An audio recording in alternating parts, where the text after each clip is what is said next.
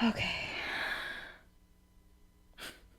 Um, Hi. Okay, here's my dirty little secret, which you probably should have already known by now if you've been watching my videos for any amount of time. I like K-pop, okay? I'm tired of hiding in the shadows. So I was gonna do like a whole bit at the beginning where I'm like, oh yeah, I'm dressed up like in Korean beauty. No. But I did my makeup, and literally every time I blink, it feels like my eyelids are like flipping up. I don't like doing up my makeup like this because I'm just like a very sweaty person, so it never really lasts. And it looks so much better on this camera than it does in real life. Let me tell you now. Like this, I don't know how to put on fake eyelashes. These look atrocious in real life, okay? This looks atrocious, but it's getting smoothed out by the camera right now, which, I'll take what I can get. So, and you might be asking yourself, Kristen, why are you exposing yourself to hate comments so willingly on the internet? Well, let me tell you, my hair is like all sorts of, my hair is stuck in the glue. You might be asking yourself, Kristen, why are you doing this? What is the point of all of this? And let me tell you, first and foremost, if this goes up when I think it's gonna go up, it's June, which means it's Pride Month. So for Pride Month, I have a few books that I'm going to read for the girls, the gays, and the theys. So this next book that I'm going to be reviewing today is based in Korea. It is also of the LGBTQ variety. So I was like, oh, it'll be fun. It'll be funny. Everything in me is like rip off the lashes. I don't like this feeling. But anyway, hello. Welcome back. It's a new day, a new sleigh, and a new video where I have something to say, and that something is about the book that we are going to kick off Pride Month with, which is, that's my third time trying to say that phrase. Oh my god, I almost took out my eyeball. Jesus, the pages are wet from when it hit my eye. Okay, anyway, Flip the Script by Lila Lee. So this book I picked up literally just for the premise. I like the pretty pink, right? And I read the back and I was like, oh, this is so good. I have to read this. So the premise of this book is this girl, like maybe not her. Let's just say her for all intents and purposes. She is a actress. She's a Korean actress. Currently living in Seoul. She's actually from Florida. She's Korean American. So she's working on this new K-drama called Fated Destiny. And to kind of like drum up hype for the show, the producers put her in a fake relationship with her co-star. But it's still not working. People aren't really watching the show. It's not giving what they thought it was going to give. So they bring on a female co-star that's supposed to be her romantic rival in the show, but they actually fall in love. I was gagging. I was like, that's such an amazing premise. I'm gonna love this so much. So this is a romance, slice of life, kind of, if you will. The one thing I will say, and the thing that I did not know before going into this, is that this is a young adult novel.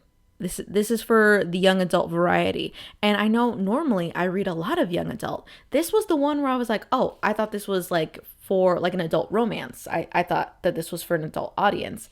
No. So I read this lovely little book, and it was definitely, I have to remind myself, this was a young adult novel, as is what's pretty typical when reading young adult and like primarily focusing on young adult content, is that sometimes it's, for lack of a better term, cringy. Sometimes you'll get books that kind of discuss heavier topics, and frequently when you're writing for a younger audience, you kind of have to be a little bit more specific. Like if this was made for an adult audience, I think it would have been a lot different. More times than not, what you'll hear is like a common criticism for the young adult genre is that authors like don't trust their audience to get what they're kind of talking about. So they frequently have to like hammer in this idea and like just go really hard on certain things to a point where readers are like, do you think I'm stupid? And I don't feel that way with this book specifically, but there are some things where I'm just like, oh, fun. First, obviously, as I mentioned, I'm into K-pop. I'm also into K-dramas. I really enjoy them. They mentioned Crash Landing on You, which was one of my favorite K-dramas I've ever watched. I also watched, Business Proposal is my favorite K-drama I've ever watched. I eat that up every single day. breakfast, lunch, and dinner. I love Business Proposal. I also just finished watching Marry My Husband, which is actually based off a webtoon, which is based off a book. A lot of different wait, if it's based off a book, can I read it? We're coming back to that. I will say, though, this book lacks a little bit of subtlety in certain topics, specifically in the LGBT topics. I'm sorry, I'm like struggling to speak. My head kind of hurts. I have to constantly remind myself this is made for a younger audience, and I happen to just be an adult that enjoys young adult literature. It's just things that are on par with the genre, unfortunately. So I just have to put myself in that mindset. First and foremost, the main character, Hana, she is 16, starring in a K-drama. And I was like, whoa. And then her co-star, his name is Brian. He's a K-pop idol. He's in a K-pop group called Nova, I think. So at the beginning of the story, it's the two of them, right? They're co-stars. And she like doesn't really like him, but it's not really specified why. And that is a criticism, I'll say. They never really say why Hana doesn't like him. And it's just kind of implied that he's just like a prince. He is very full of himself and she just like doesn't like that. But I mean, whenever he interacts with her, he's like pretty nice, pretty cordial. He does have moments where he's like, oh, I'm a K-pop idol. This isn't the reaction I normally get. He gives very like himbo vibes where he's just like, oh, oops, sorry. But otherwise, he's not like a mean person, and he's never like really mean to her. So I never understood why she didn't like him. So this is her first like big major role in a K-drama series. Her parents moved to Korea after she got scouted by an agency. She started going to an acting school, but her family is struggling financially because they're like not used to her dad mentions the work-life balance in Korea and how he's not used to it as how it is in the US. So they're just expressing a lot of stress and how they don't necessarily enjoy the environment and how they kind of miss Florida, which is a little wild because why would anyone miss Florida? Especially because they're like, oh yeah, this like multi-housing lifestyle is so different as opposed to when we had single family housing. Like, girl, please don't tell me that living in a house that's probably moldy from all the humidity is better than just having to share a space with multiple people. Apartment complexes are not the enemy. I promise you. The show is getting like a lot of hype because Brian is in it, because obviously he's a K-pop idol. Everyone wants to see him on TV. But they're like, oh, this is not like good enough. So they put Hana and Brian in a relationship together. They're like, it's a 50-50 on whether or not it'll be good or bad. It'll be bad for Hana no matter what, but you know, it could be good for the show. And she's like, okay, I guess. So the first episode airs and it does okay, but they don't get the ratings that they want. So they're like, okay, we need the fake dating scheme. And they're like, okay. So they go to this amusement park, and it was funny because I was listening to the audiobook at the time and I didn't have the physical book, and they called it Lotte World. And I kept thinking they were saying Elote World. So I just imagined an amusement park themed all around corn. I don't know if that's actually real, but they do reference a lot of like real life stuff. So they reference apps like Kakao Talk, Kakao Friends, Crash Landing on You. Oh my God, I was actually gagging because this video is going to be me, a Mexican girl, explaining Korean pop culture. This is so bad for my idol image. So it's funny because while they're explaining like relationships between like K-pop idols and like celebrities or just other people, they're like, it really depends. They're like, you know, K-pop stans, they're like 50-50. You know, some of them might be like, oh, yay, good for you. Others will be like, that's my man. Don't touch him. It's funny because they reference this one couple, Hyuna and Dawn. They were a couple at one point. They were both idols. And, well, let's just say that is no more. So pictures of them at Lotte World eventually leak and more people are starting to watch the show, but she is receiving like a lot of hate on social media from K-pop fans that think that idols should be like only in a relationship with the fans and that they shouldn't have a romantic relationship outside of that. As a joke is funny because I'm like, yes, I'm an army wife. I am waiting for my beloved to come back to me. I'm just kidding. It's just funny to like read about in a young adult novel and then like know the quote unquote real world context of examples of K-pop idols dating and then it like not turning well at all. So while they're doing their little fake dating scheme, also this whole time our main character Hana is taking like public transportation, and I'm like, how is she taking public transportation as literally a famous actress? Like, I know she's not super famous at the beginning, and I know public transit is by all means the best way to travel, especially in places where it's developed enough where it's honestly better and faster to travel via public transportation. But still, girl, that is so dangerous. Especially because they bring up sasaengs. So if you don't know, sasaengs are people that are like the uber rich, uber influential, and uber obsessed with K-pop idols. There's a really famous clip of BTS. Everyone knows who BTS is.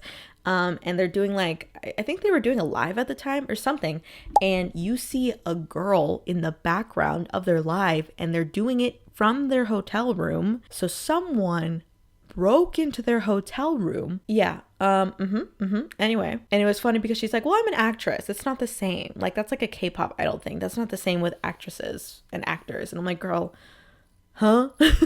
And then it was also funny because as her and Brian are like going out, it's like fans are going up to them and like asking them questions and stuff.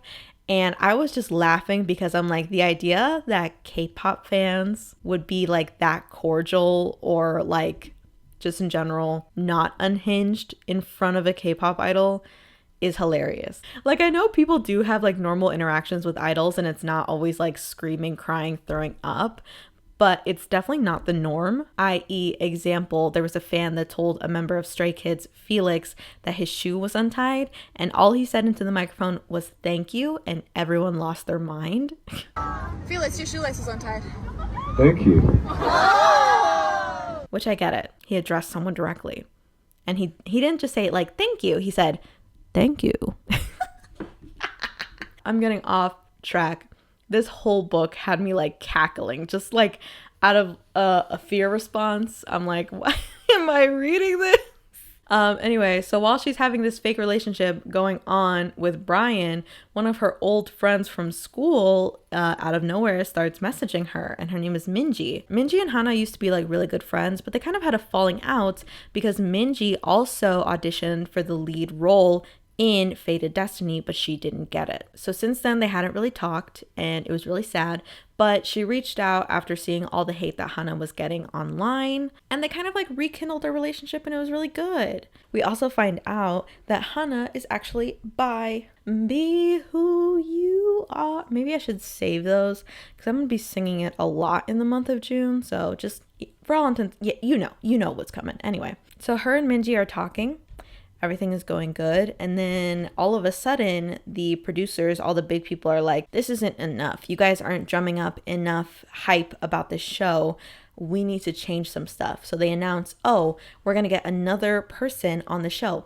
Because they had filmed, I think, like the first handful of episodes, but they hadn't filmed the end of the show. And I don't know if this is true or not, but what they said in the book was like, oh, that's typically how they do it in like Korean media, where they'll film like the first handful of episodes, but they'll continue filming as the show is airing, so they can take the viewer critiques and like sense the vibes and then change the later episodes if needed. So that's what they did here, because they were like, oh, people are not watching the show. We need them to watch the show. So they bring on another female love interest, which is Minji. Minji does not tell Hana about this, and she feels super betrayed.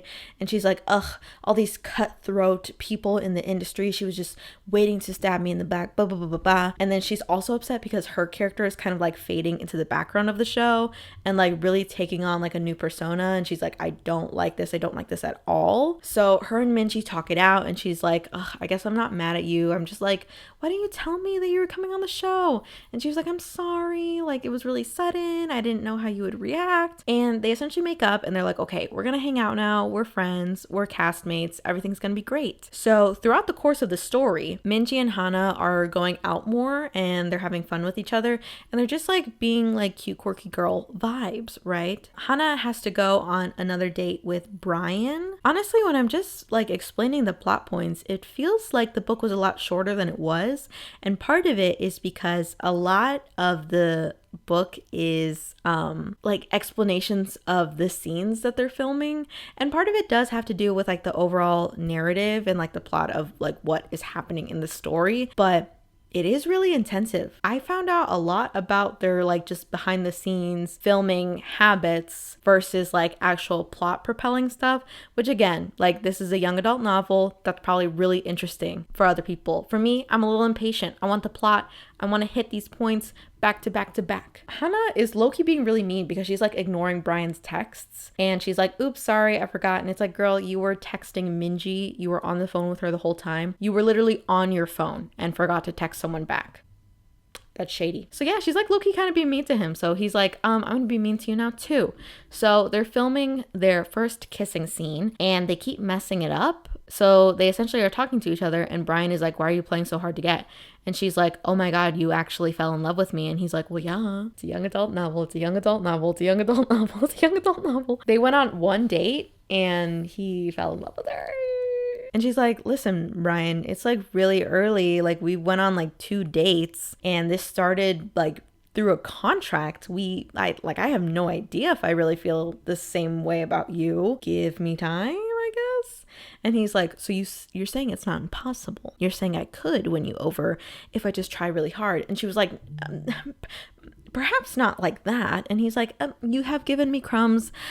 I will run with it. So they make up, and then they end up shooting their kissing scene successfully. Everything is going fine. She's still hanging out with Minji, and they're low-key stirring the pot because they're taking pictures and like posting pictures together to have people like theorize about their relationship, if they're actually friends or not. You know, Hana, like her feelings for Minji are growing significantly, but they're not being reciprocated by Minji. Brian has been trying really hard to win over Hana, but she's really like not into it. So eventually, while they're filming one day, she's like, listen, I already have feelings for someone else.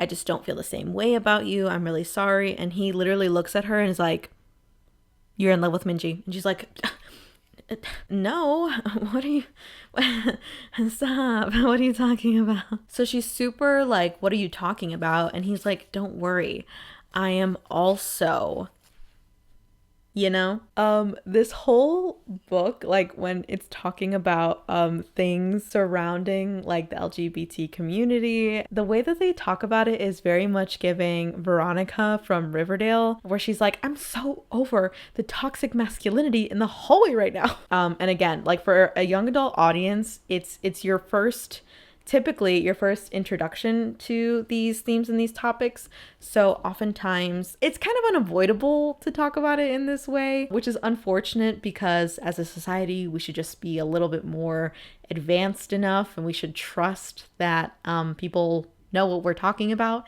and have a general understanding. But you know, unfortunately, that's not the reality. So it's fine. It's just like funny as an adult to read that kind of stuff because I'm just like, girl. Brian is like, isn't it crazy that like across the world in like other countries, people can just live as they are, just be who they want to be, love who they want to love.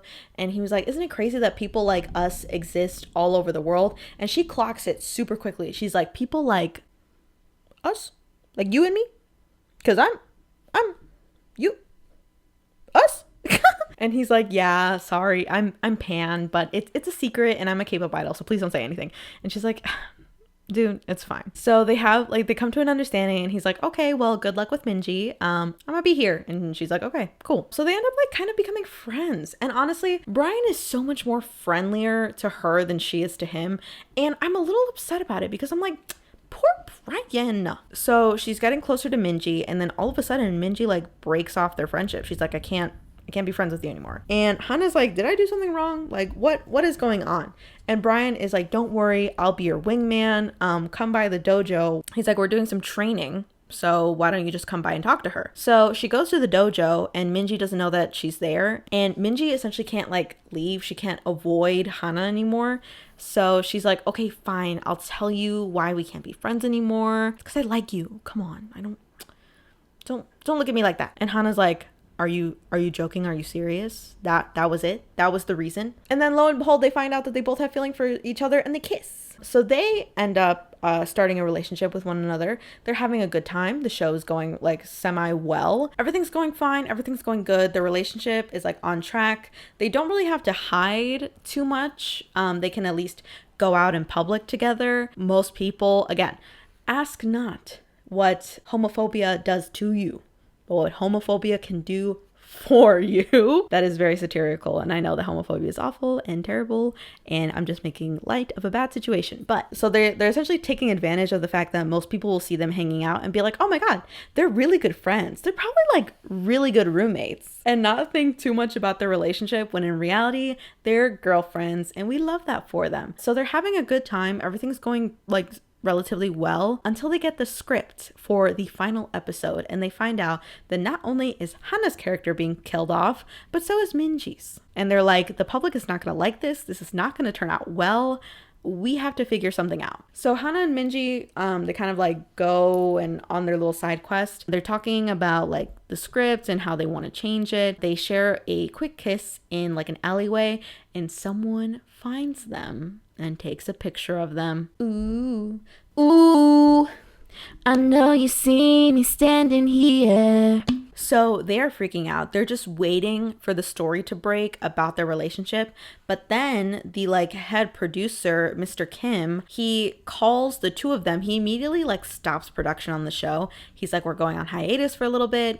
Minji and Hana, I need to see you right now. And they're like, okay. So they go see Mr. Kim, and it turns out that the person that took that picture was like his personal private investigator. And he had someone watching all of the cast members to make sure that they weren't going to do anything to harm their image. So he's like, okay, you're lucky that it was me that found you, but now that I did, you guys have to break up. And they're like, no, why do we have to break up? And he's like, you break up or we kill off your characters and stop production of the show. So how about that? So they have 48 hours to respond, and in that time, they get advice from Brian, and he was like, well, in the K-pop industry, like typically if you just like stand up for yourself, you know, you'll get your diehard fans to kind of back you up. So that's just what you need to do. So they decide collectively that they're going to hold a press conference, and they're going to explain everything that Mr. Kim did, the mistreatment, and the general homophobia, and they're gonna come to light about their relationship. Minji has not told her parents, and neither has Hana, about their sexual orientation. They come out to their respective parents. Minji's parents are famous actors in the acting world. She doesn't have a really great relationship with them. Her experience is not like Hana's. Hana comes out to her parents, and they're like, okay, the sky is blue. Water is wet, the grass is green. What's new? She's like, literally, ever since you've been friends with that Minji girl, like, we've been new, girl. You were not hiding anything. The closet was clear. It was made of glass. So they accept her. And I think one thing that I will say, and one of the like rare gems of like subtlety and really like letting the narrative kind of speak for itself, is where her dad says, like, you know, people of our generation, like, we are cut from the same cloth as Mr. Kim, acknowledging that a lot of the homophobia that exists is like generational, and it's not just like, oh, we're super like whatever pro LGBT, we're not like super advanced. And he's saying we've been taught all the same things. This is not something that is unique to him. And he said, you know, I don't really understand it, but I love you more. And just saying like, my love for you as my child is bigger and greater than anything else in the world, and I will support you no matter what, which is so like beautiful. So that was like a nice rare gem. And I think like of all the things in this story, I think that's one of the most important aspects that was like really crucial in kind of just like letting speak for itself narrative wise and having it in this story, because I'm not ignorant to the fact that most people that will read this story are not only young adults, but probably young adults that might be facing the same conflicts where they don't know if they can come out to their parents. They don't know what world awaits them once they do come out, if they do come out. So just kind of acknowledging that there, even if this isn't the reality for everyone, in the best possible circumstances, there are people that will love you and their love for you will be greater than anything else, any other fears or prejudices or lessons, quote unquote, that they have been taught in their childhood, in their youth. And their love for you as a person will not alter how they feel about you or how they look at you after, whatever they find out about you. Minji's parents don't react very well, but Hana is there to comfort her, and she constantly reiterates, like, we don't have to do this. This is like, I'm more than okay to just continue the show and we'll figure it out, but we don't have to do all this. But Minji is like, no, we have to continue with this because we can't allow this culture to continue. So they hold a press conference. I was gonna make a little joke and buy an outfit similar to Mini-Chin, but I was like, no, that's out of my budget. I didn't want to try and find a shirt and a hat. So you're stuck with me. So they hold a press conference where they talk about the mistreatment, how Mr. Kim had them followed, and specifically how he had them like break off their relationship if they were going to continue filming. The internet is split in half about how they feel about this situation, where some people are commending them for their bravery and saying like, oh, I'm feel very identified with you now, and this is amazing. This is like a step forward into the future. Most people are upset that Mr. Kim had them followed. So it's like right energy, like kind of wrong reason. Mr. Kim is eventually fired from the company, and the CEO is like, we're going to continue filming. We're going to film the last episode. And Minji, Hana, and Brian go to the CEO of the company, and they're like, this last episode, it's not good. We should change this. If you really want to get viewers, if you really want to get people talking about your show, we have an idea for you. So they end up filming the last episode. They have a cute little watch party, and their ideas are realized on screen, where the final episode is with Brian's character not ending up with either of the girls and them ending up with each other. End of the story. Minji and Hana are still together. They're taking the world by storm. She's getting a lot of offers for acting jobs because at first she was really like scared that she was going to lose out on all her acting opportunities if she came out of the closet. But lo and behold, everyone wants to hire her now. So she's doing great. Brian is secretly kind of dating a French model. And yeah, everyone lives happily ever after. Yay. Final thoughts. This is definitely for a younger audience. As an adult reading this, I was laughing. It felt a little awkward, I will say. Overall, like, representation is representation. And, having a book like this in the world, I'm not gonna be mad about it. Would I have loved more subtlety? Yes. Am I upset that it was almost comical how on the nose they were? No. Brian is funny. Brian is like a himbo, just very like, there's a scene from this one movie and I forget what it's called, but this girl just goes up to a random dude and she's like, you are gay. And that's Brian. He just keeps like, oh my God, my eyelid like stuck to my eyelash. Anyway, yeah, the characters are really nice. I think this author actually has like a graphic novel series, if I'm not mistaken. And in general, I think this was very informative to people who aren't really in like the K-pop or just like aren't familiar with like Korean culture, pop culture at all. So it was like pretty nice, pretty informative. And there were some like nice inside jokes for the people that did get it. They reference the actor from Crash Landing on You and how everyone's like obsessed with him because he's so handsome. And it's like, oh my God, that was funny. That was funny. I laughed at that. I laughed at the Hyuna and Dawn reference. Yeah, overall, it was just like really lighthearted. It was a fun read. I think it was definitely not made for me, which is fine. Things can be good and not for you specifically. And I can acknowledge that. Someone will love this book. Probably not my age range. But someone will love this book. So I almost want to abstain my rating. There was nothing I didn't like about it other than just the lack of subtlety. But otherwise it was fine. It was really heavy on like the acting scenes. Like so frequently we're literally just on set with them and they're explaining, okay, I'm gonna give it a 3 out of 5. That's my final rating. There are some things I didn't like about it. Overall, I think like for a younger audience, this is perfect. This just definitely wasn't for me.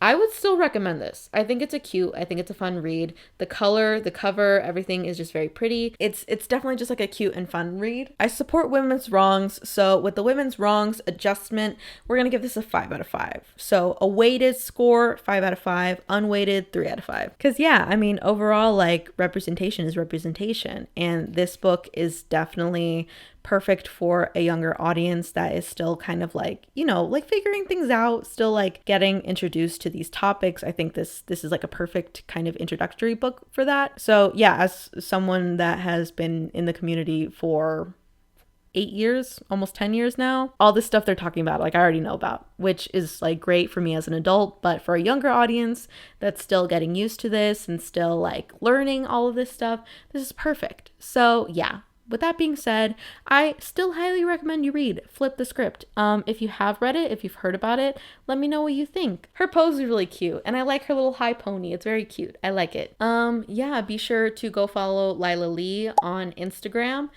She has a few other books that are out already, actually. I think she has a series too. And that looked a lot like, I like the art for it. It was really cute, and I think I would check it out. I think I would. Otherwise, yeah.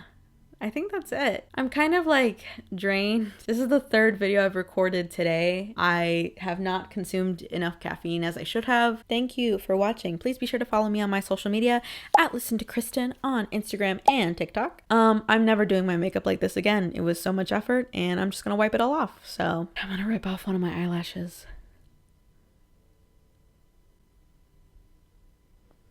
Oh my god, my eye looks so much. Jesus. You can see such a difference between my eyes. Oh my god, I'm so tired and delirious right now. Anyway, that's it. My eyes look so different. Oh my god.